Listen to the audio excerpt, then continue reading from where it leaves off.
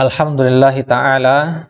Taib, kita lanjutkan kembali pembahasan kita seputar al-aqidah al-islamiyah, pembahasan ringkas yang berkaitan dengan al-aqidah al-islamiyah, keyakinan seseorang dalam menyembah Allah Subhanahu wa ta'ala. Taib, sekarang kita lanjutkan pembahasan kita dari pertemuan sebelumnya. Di pertemuan sebelumnya kita membahas beberapa poin yang berkaitan dengan kesyirikan. Di pertemuan sebelumnya juga kita sudah sampaikan bahwasanya kesyirikan itu ada dua macam.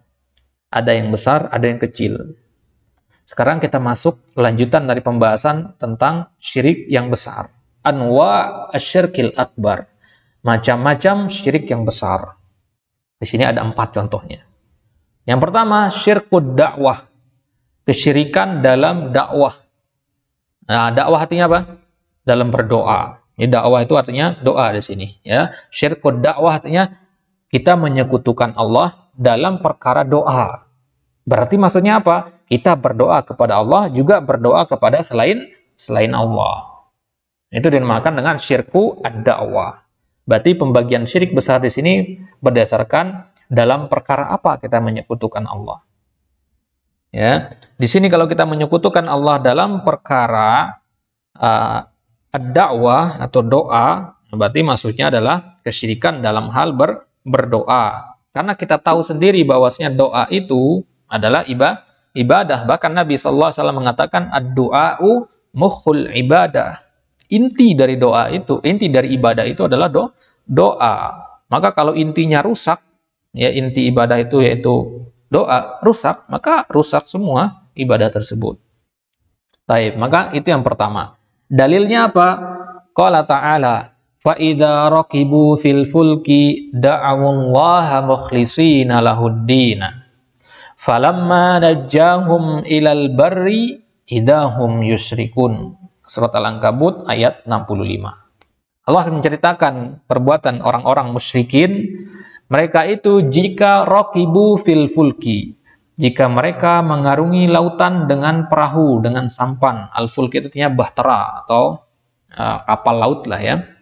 Jika mereka menunggangi atau mengendarai perahu atau sampan, ya, da'awullaha mukhlishina lahuddin. Ketika mereka sedang mengendarai perahu di tengah lautan, kemudian datang ombak yang besar, angin kencang, ya, di situ mereka berdoa kepada Allah mukhlishina lahuddin, dengan ikhlas, benar-benar murni doanya di situ.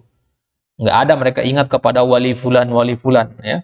Ketika mereka diombang-ambing oleh Allah di tengah lautan, ya, diombang-ambing antara ombak-ombak yang besar, di situ mereka benar-benar ingat hanya kepada Allah saja.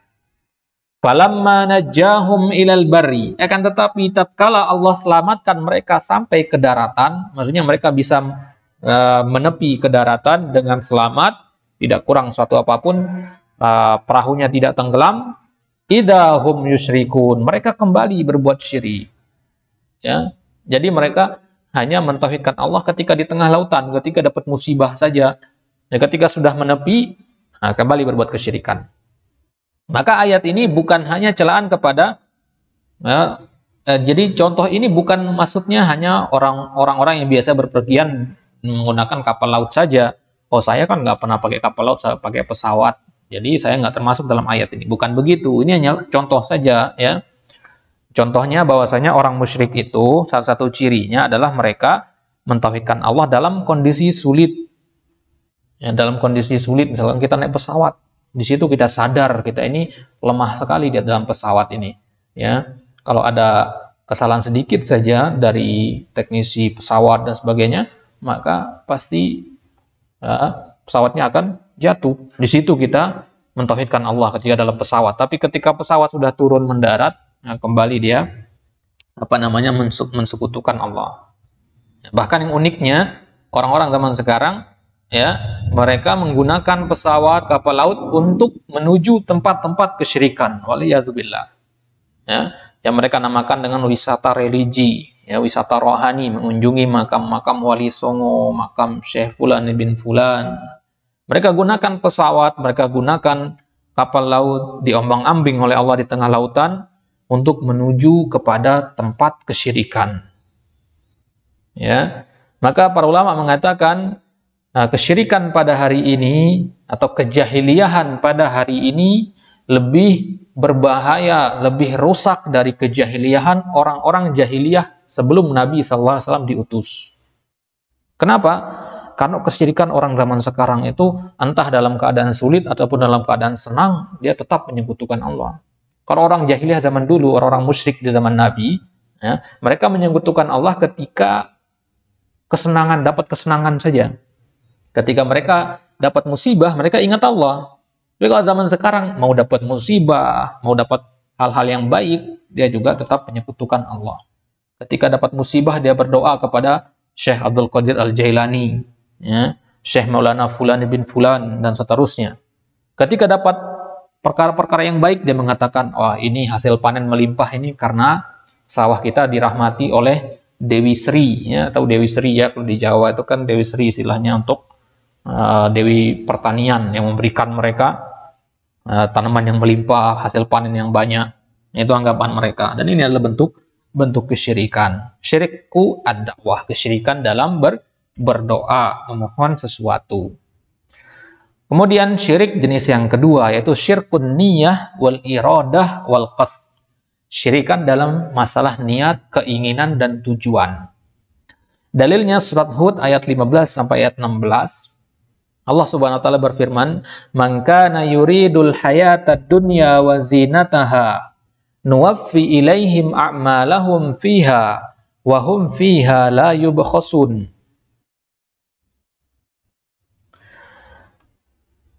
Ulaikal ladzina laisa lahum fil akhirati illa an-nar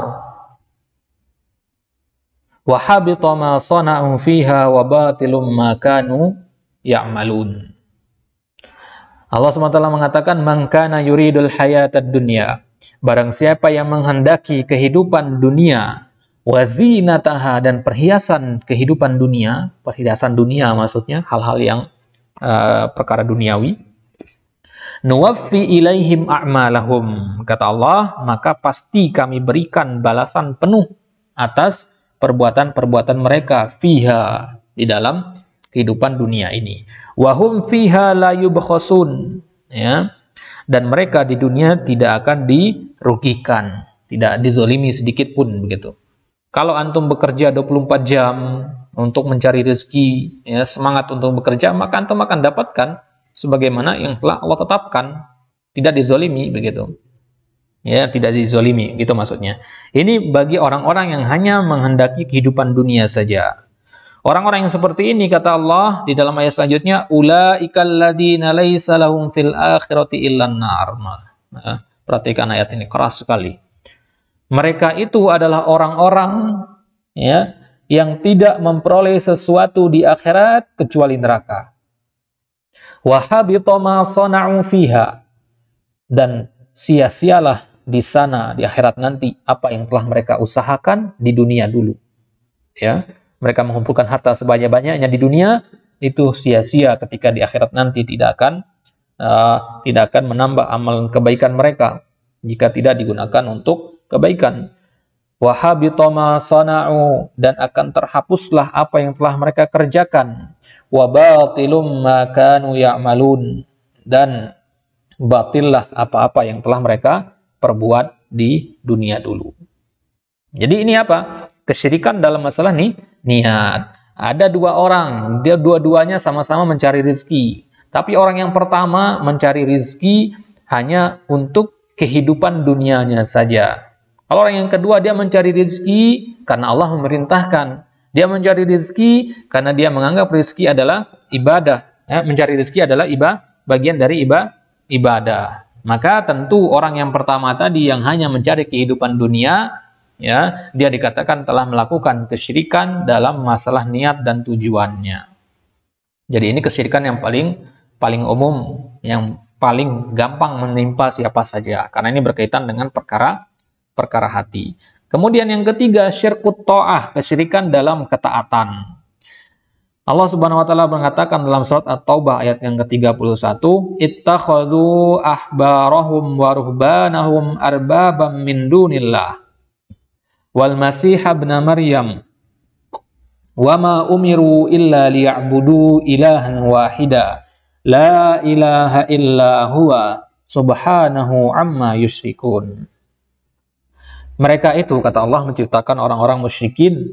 Orang-orang musyrikin itu menjadikan ahbarahum, pendeta-pendeta mereka, waruhbanahum, ahli ibadah di kalangan mereka. Ahbar itu di kalangan Nasrani, ruhban itu di kalangan Yahudi.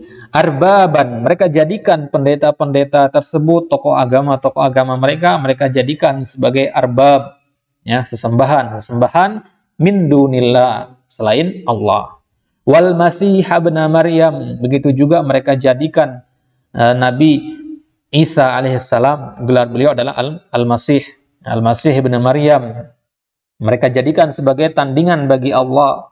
Wa ma umiru illa liya'budu ilahan wahida, dan mereka itu tidaklah diperintahkan kecuali untuk menyembah ilahan wahida, Allah, Tuhan yang satu-satunya, la ilaha illa huwa subhanahu amma yusyrikun, maha suci Allah subhanahu wa ta'ala dari apa-apa yang mereka sekutukan tersebut.